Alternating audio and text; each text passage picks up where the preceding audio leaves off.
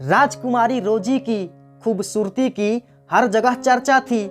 सुनहरी आंखें, तीखे नयन नक्श, दूध सी गोरी काया, कमर तक लहराते बाल, सभी सुंदरता में चार चांद लगाते थे।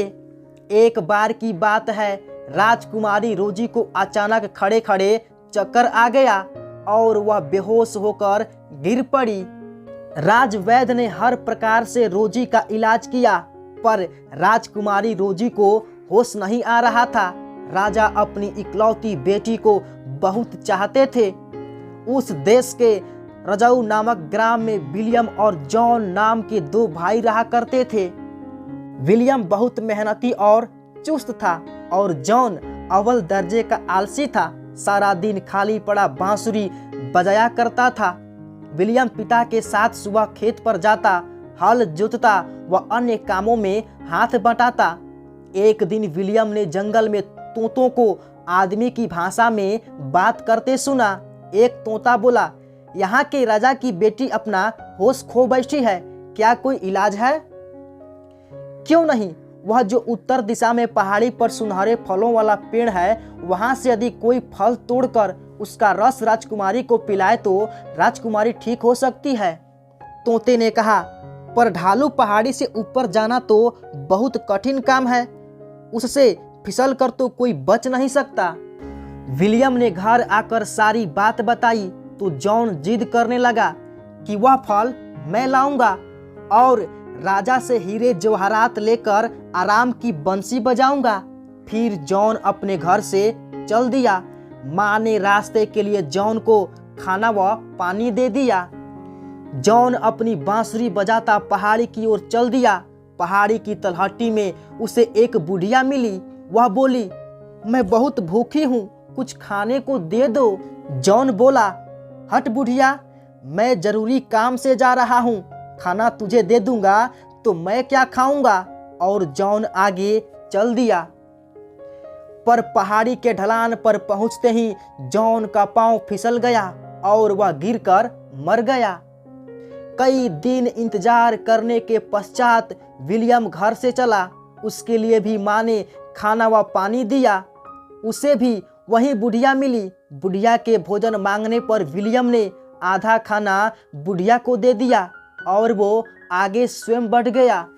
विलियम जब ढलान पर पहुंचा तो उसका पांव भी थोड़ा थोड़ा फिसल रहा था। वह घास पकड़ पकड़ कर चढ़ रहा था, पर उसे तभी वहां दो तोते दिखाई दिए और उनमें से एक तोता तड़प कर उसके आगे गिर गया।